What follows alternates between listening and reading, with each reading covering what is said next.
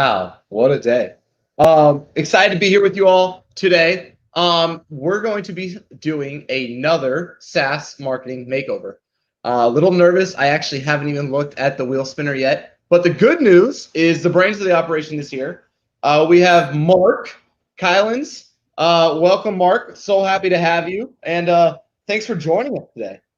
Hey, thanks for having me, Garrett. It's a pleasure. I'm nervous like yourself. I have no idea what to expect, but I'm also very excited for this opportunity. And I can't wait to see the wheel. My anticipation about what the wheel looks like is very high. Wow, you're excited. That's good. For everybody tuning in today, I want to give you a little breakdown of what the show is going to look like. So Mark and I are going to initially do some research. So once we spin the wheel, we're going to get a SaaS brand. From that research, we're then going to go to their website and get a first impression. Okay. I've audited a couple thousand probably SaaS companies at this point. Mark has incredibly different and deeper perspective being in-house. So I get to see it from the outside. He sees it from the inside. And then we're going to do some of the pillars. Okay. If we were sitting in their boardroom and we were in charge of their marketing strategy, we're the CMO for a day, what are the three things we want to do over the next year to 2 years? What do we need to change to accelerate growth? And then lastly, as we're talking behind the scenes, Ashton and her team is actually building together a PowerPoint that we're going to share at the end that ties all this together around what we would do if we were kind of the CMO for the day of this company. So let me share my screen and we're going to do the wheel. I know. I actually don't even know who's on the wheel. Let me see. Okay. Oh, sure. We got Grammarly, Upwork, Gong, Demandbase, and Asana. So no little names. All right. Which one are you hoping it lands on, Mark? Ooh, Asana would be interesting because of the IPO coming up. I mean, you know, Gong is a mega company, you know, in terms of unicorn status, Demandbase, great company. Love the marketplace of Upwork, Grammarly. I mean, who doesn't use that probably? They're all really great brands and companies. Here it goes. Ready? Oh, yeah. Oh, wow. Look at this. Oh, there it is. This is perfect. Ooh. All right. Product-led growth, probably freemium type stuff. This is interesting. I love it because I got the guy here who does essentially community and content, and Grammarly, which I can only imagine is a perfect fit for this. So let's start with the research. What are people saying about Grammarly? I think that's really what we want to look at. So let's go to G2. What's your favorite review site? G2? G2 is a good one. I mean, I like Trust Radius. I mean, Capterra. They're all pretty good. I mean, I think G2 is a good place to start for this, something like this. Though, even just Google, going to Google and typing in Grammarly reviews, competitors, alternatives, any of those types of keyword combinations. I love it. So let's see what happens if I can pull this off. Okay, beautiful. So what I wanted to do was go here and let's put this in a word cloud generator and let's see what immediately off their top reviews, helpful, collected, right, share. Okay. Maybe how do I filter? Maybe we get some bad reviews. I think some bad reviews are always more helpful than the good ones. I agree. All right. So I liked using Grammarly because it was easy to install and use. It was a great editing tool because it could detect errors and suggest new words. However, although it was affordable, I had to drop it because, let's see, this is this part. It was misleading me with incorrect comma suggestions. I did not like that because it made my documents inaccurate. Okay. Pretty good, but annoying. It's often wrong about grammar, and I don't like all the emails they send. Okay. I like to know, as you read these reviews too, start to try to think through the who. With anything like with a go-to market strategy, right? Like, who is this company trying to attract? Like, who is the buyer? Who is the user? That's just something I want to try to take note of as we do the research. I mean, it's a freemium tool, number one, right? It's a very big freemium tool. It's a Chrome extension. I bet a ton of people use it. I mean, do you folks use it? I'm assuming your team uses it. Oh yeah, we use it all internally here. now that it works better on Google Docs, everyone's using it. 100%. Now, to your point, Mark, let's go look at. I think the 4 stars are always a little bit more, more well-rounded. So Grammarly has some advantage traits such as correctness, clarity, engagement, and delivery checker that automatically checks the errors. Besides, it's also possible. Now, what do you dislike? Sometimes I face errors with its suggestions on punctuations. Okay, so once again, it seems like they don't have the best recommendations when it comes to actual grammar. Do you think that's fair? I personally haven't experienced too much of that. I think like writing, it's very somewhat opinionated, right? In terms of like how you want to think about styling your writing, so there's nuances in this. I think it's all about like, what is the job someone is using Grammarly for, right? The kind of the jobs to be done framework. And that's, if you're someone who writes a lot and has a very entrenched writing style, I don't know, maybe it's just a good proofreader versus if someone who is trying to, create a ton of blog articles, a freelancer, and who's just trying to get by and have a variety of tone, it's a very different job to be done versus someone who's doing copy and editing of emails. I don't know. What do you think, Garrett? I mean, I'm right there with you. Well, now what I'm trying to get at is like, what problems are you solving with the product? Because I think this is the best question, right?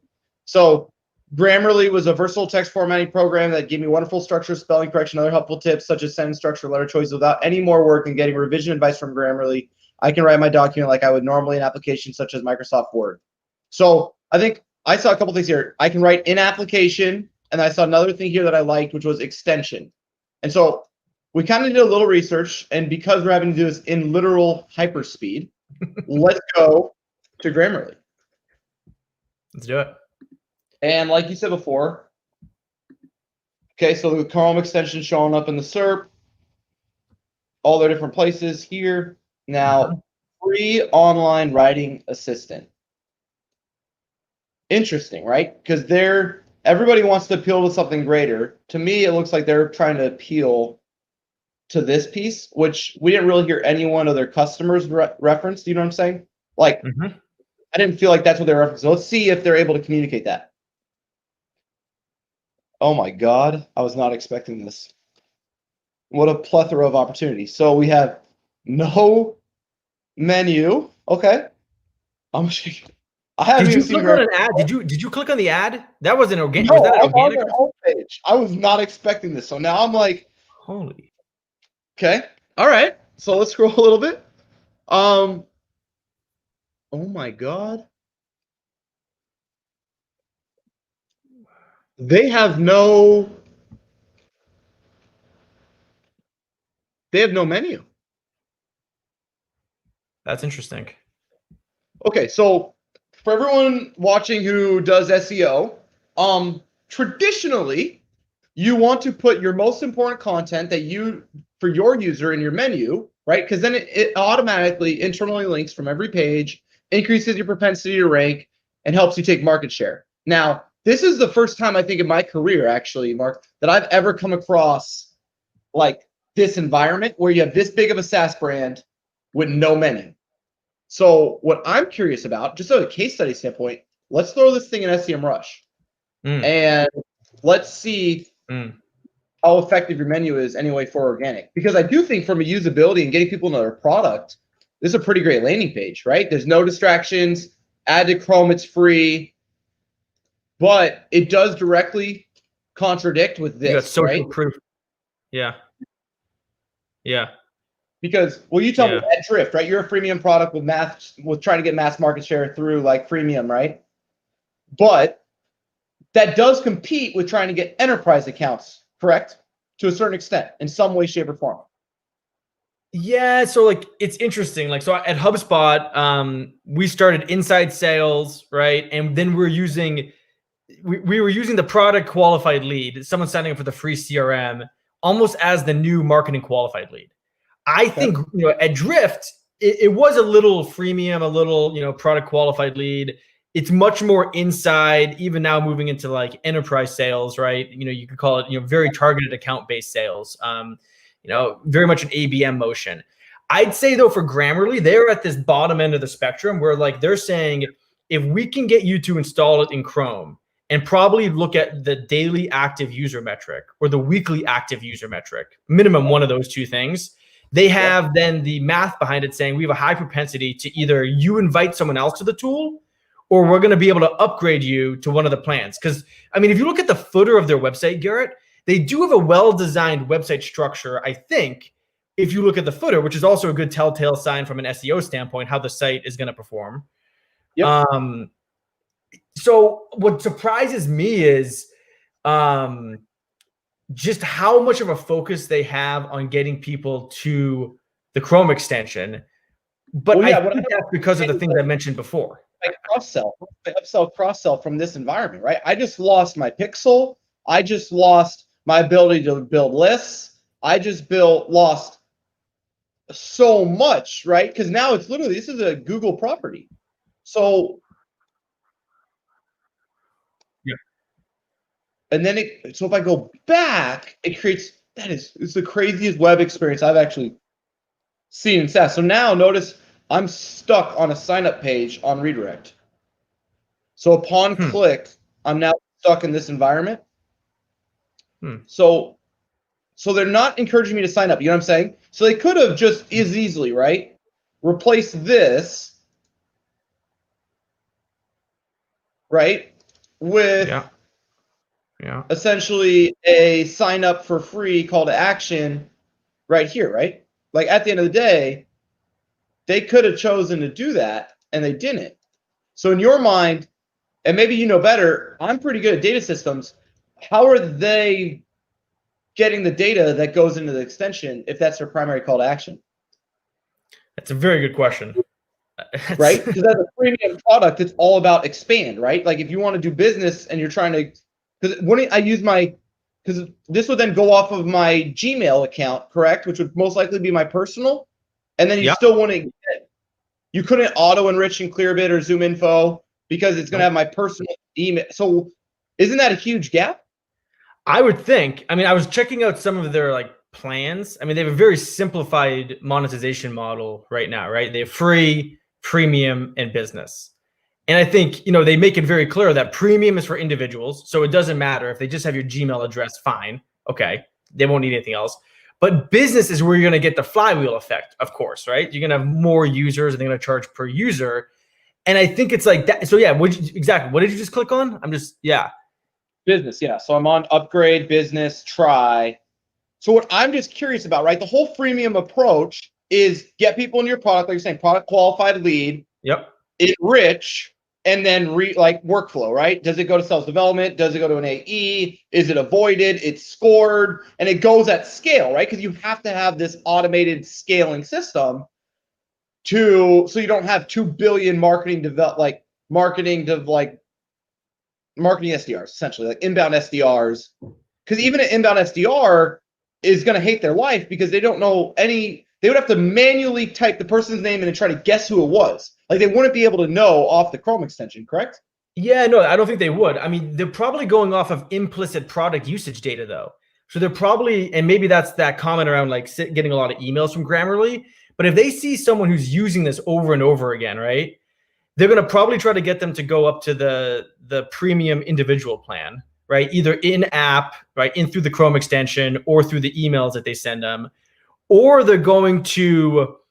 There are services where you can enrich a personal email address. It's not very accurate, right? There's augmented intel, right? Like you could do it and try to guess people's businesses' emails or at least businesses where they work at, and then I mean, it's not I don't know if I would say it's the best practice to do, right? There's a lot of data privacy things there, but I think they're just at the tip of the iceberg of trying to really figure out how to monetize it from a business standpoint, from what it looks like, Garrett. I think there's a lot of opportunity. Yeah. No, 100%. So now we have approximately 1 more minute in our review before we got to start making recommendations, okay? Yeah. So we are now living in this Grammarly blog, which they have now decided to build a menu in, which is hilarious to me. And so now we have product, company, writing, and they're actually crushing it, which is crazy to me that they don't have any link from their homepage to their blog, yet they're driving in, 15 million when you exclude brand. And then if you include URL containing, and I'm assuming they're running on a subfolder. They are. Yeah. So their blog isolated from their menu, only in their footer. This is such a good SEO case study, by the way. Is still doing 6.9 million in traffic cost. It's pretty good. So that's pretty nuts to me. From every best practice I've ever read in my career and everything I've ever seen, I take something out of the menu and it dips, and they're seemingly not having any issue with that. I mean, if you look at their blog, their content is very intentionally focused on the most use case.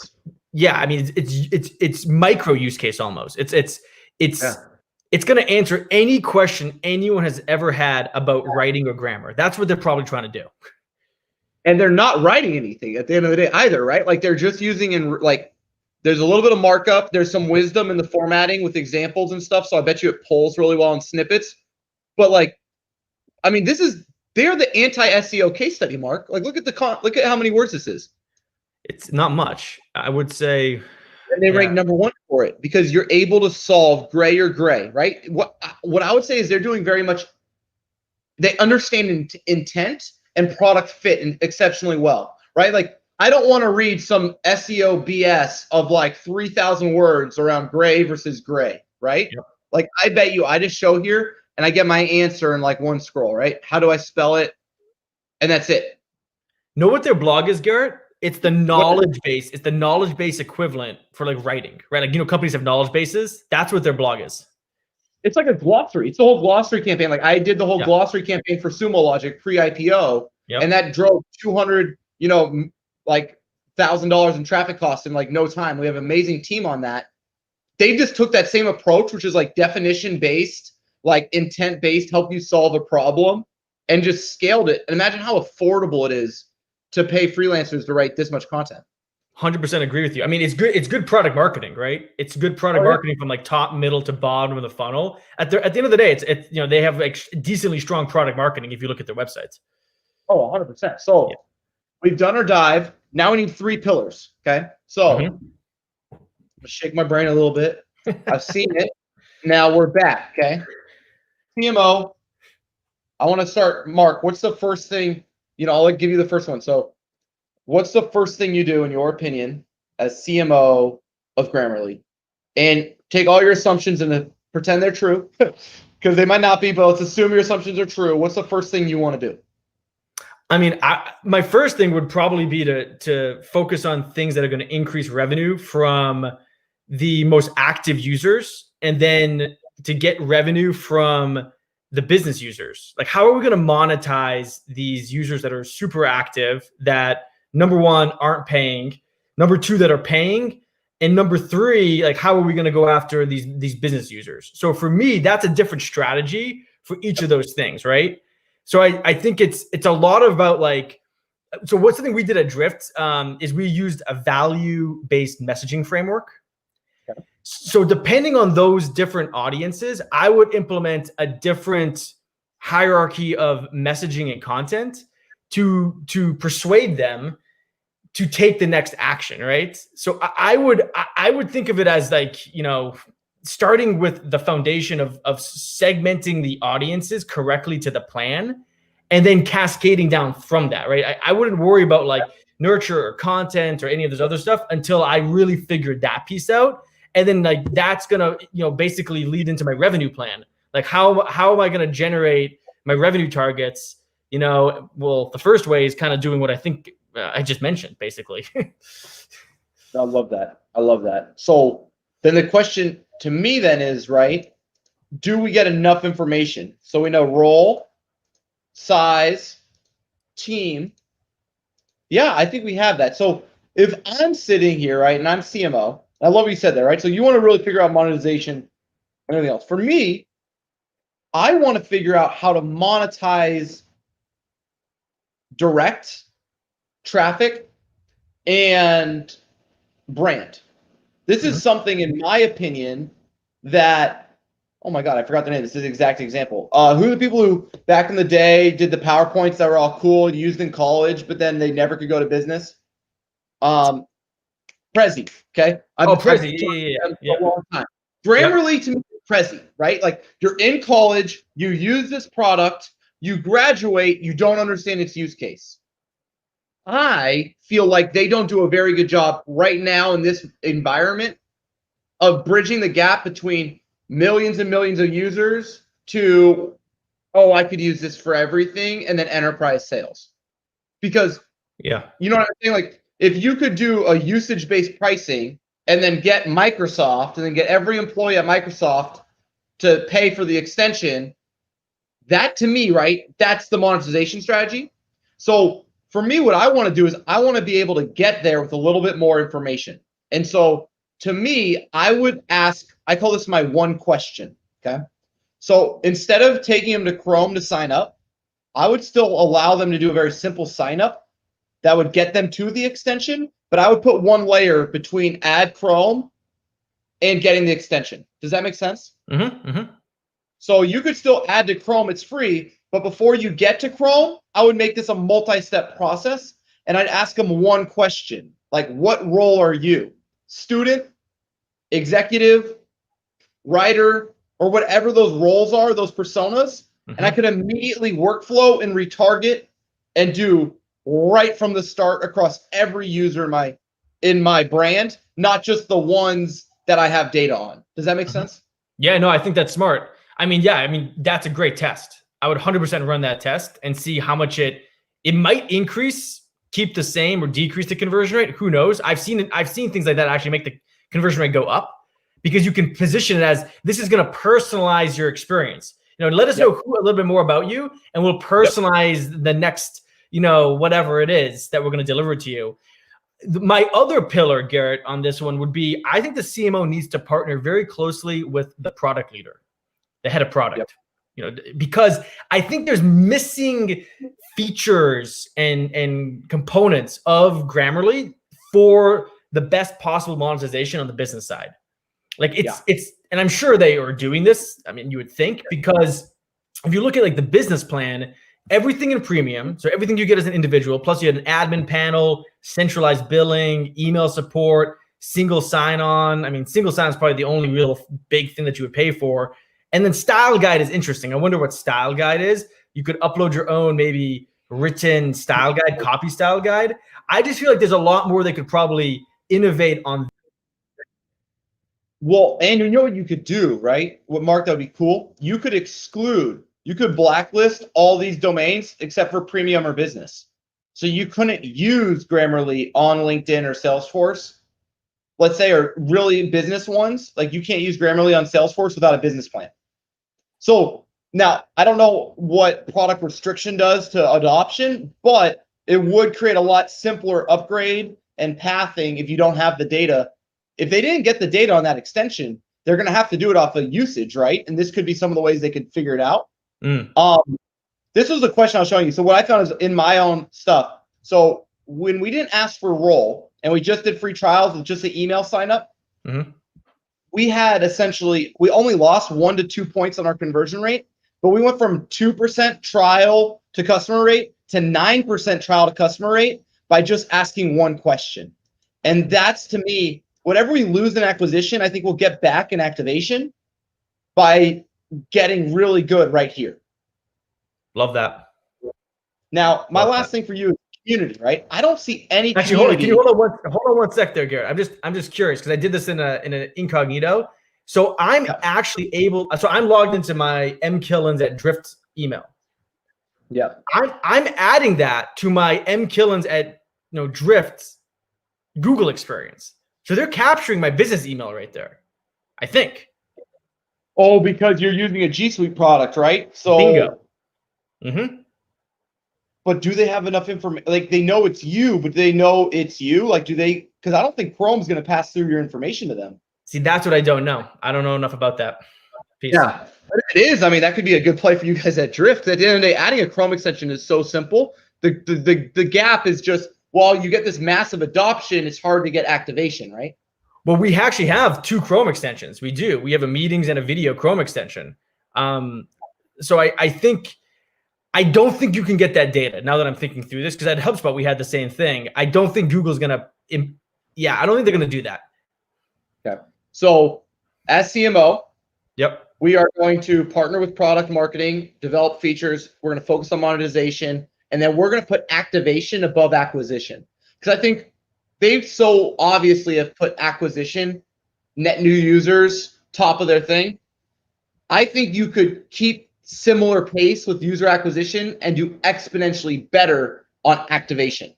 Now, my last thing I'd love to get your feedback on is what content do you feel like they're missing here that helps them activate these business users or even acquire business users? Because I don't really see any content supporting their solutions or the problems they solve. Does that make sense? No, I don't. I think it's very focused. Like if you go back to the blog, right? Like you said, it's very focused on just like how to do these very specific things in your writing. Yep. Right. So like from a business standpoint, it's about brand, number one, right? So if you think about what copy does for your brand, there's direct response copy, and then there's like copy from a long form content marketing standpoint, right? So there's content marketing, and then there's direct response copy. And like they should go after people who write at businesses. So this is from the marketing standpoint, those people. This is for all the people on the sales team who write. So it's a reflection of your brand. So like, hey, as a CRO, as a CMO, do you want your people to be making sure that their writing and their written communication is as top-notch as possible? Of course you do. Well, like, let's give you the tools and then the content and the education to be able to do that, right? And so that goes back to my product. Yeah, go ahead. No, there's no CMO role. There's no VP of sales role because they're not using they're not doing any of the. Because this is how my brain works. Yeah, I know how it helps me, but I can't see it in my org. And you're saying if we have the roles content right up in that menu that says role, and you go sales, and all of a sudden you see how it helps sales, marketing. Here's how it helps marketing, community. Here's how it helps community, and we put that all together, right? Plus solutions, roles, all the stuff you and I do every day, right? Of like, how do you sell B2B software? Is non-existent today in what I can see. They don't have that value-based framework. Like I was saying, right? A value-based framework starts with the who, the challenges, the pain. It then goes into how you as that business uniquely solve that. So solutions, right? And then goes into the features and like the details, right? But that's at the very end of it all. Like, yeah. 100%. No, 100%. This is brilliant, Mark. I love it. So now I'm not sure. Team, did you guys get all of that? Do we have the presentation? We're right here. Let me see. I'm waiting for the chat. This is amazing, by the way. This is crazy. I know. It's totally crazy. So, I do. Okay. They got it to us in real time. Let's see. Ready? All right. I'm going to share my screen. So for everyone watching,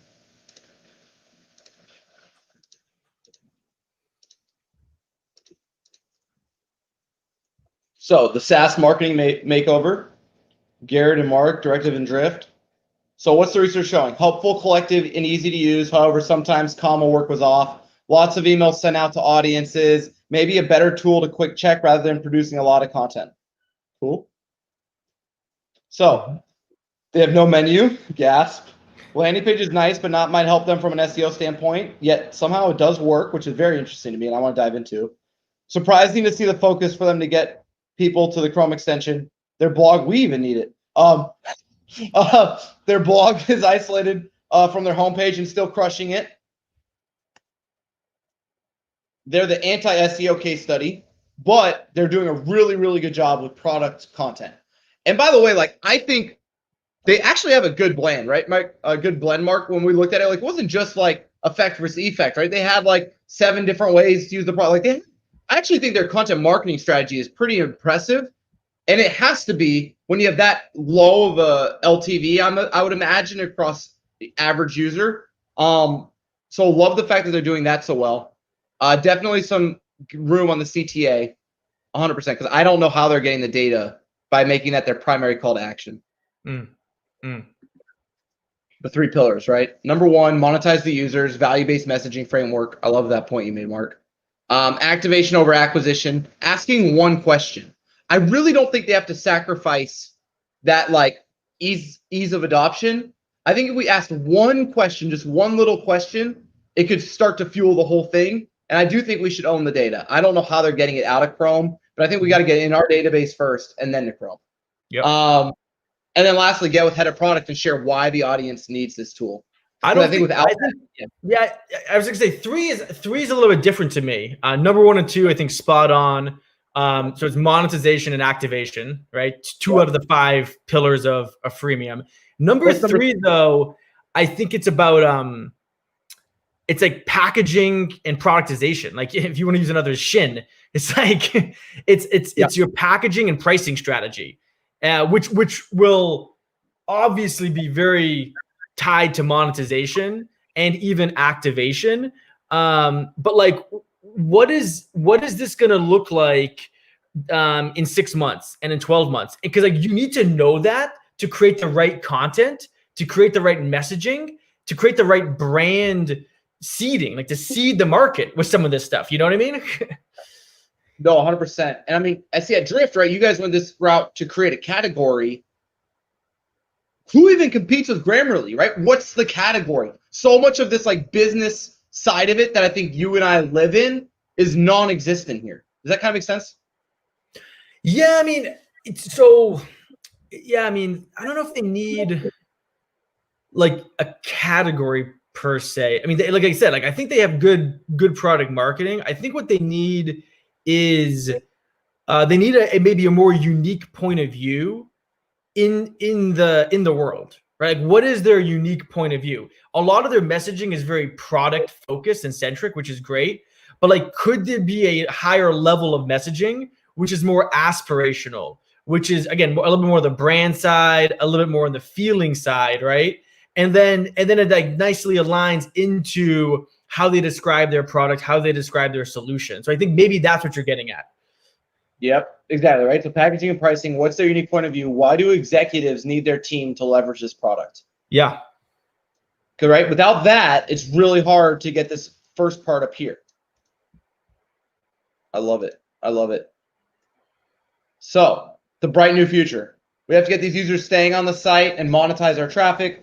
How can we get usage-based pricing and let large companies to pay for the extension instead of taking them to Chrome to sign up for the extension before you get there? Make it a multi-step form where the audience can clarify how they use the tool, simplify and personalize their experience. How can we get with head of product and make sure the best features are shared with our audience? From a business standpoint, there's an opportunity to create content that works as a sales tool. If we have content built for people in specific roles, they might be able to connect with a larger audience. They're missing a value-based framework. Yeah, and the last thing I'll say is they need customer stories on the business side. I couldn't find any like case studies or customer stories of businesses like crushing it with this by persona. There's no like use case of like this company got us and here's what changed, right? Instead, it's like, and they have all those reviews. You saw how many reviews they have. Yep. They have millions of users, yet it's not integrated as social proof to say, I used to write terribly, and then Grammarly came along, and I increased my close rate by 4%. Or like, and then they can even start to tie it back. Like our head of sales used to struggle with SDRs not really understanding our value prop or our messaging. Then we use this. Because imagine if, okay, because here's what's cool. Now, this is something that's not on the product roadmap, but imagine if you used it like a Gong tool where you set up triggers, and then you could do Grammarly to set up triggers. So how often in sales emails your team is using certain things you've taught them, and then you can start to measure how effective, you see what I'm saying? Now you got something you can make people pay for. And so, bingo. Boom. I love it. I agree. It's those features that they're probably thinking about. They're probably planning for, but you gotta, again, get the market primed and you gotta get ready. So when you do this big launch, you can, it's not just coming out of like left field. Like, you've created the audience, you've created the interest. And now when you drop it, it's like, oh, wait a minute, that's pretty interesting. There are times when you just do a huge drop of something. It's very, not often, but like, we're going to announce this huge thing, this new category, this new platform. We just did it at Drift. But like, that's the exception, right? You want to then over time, as you launch different levels of product, a P1 versus a P2 versus a P3 launch, it should all be, building from what your brand and content teams are doing on the front end. Love it. I love it. This has been awesome. Mark, thank you for joining the SaaS Marketing Makeover. And we are out. Thank you very much. Thank you, Garrett. It's a pleasure. It's awesome.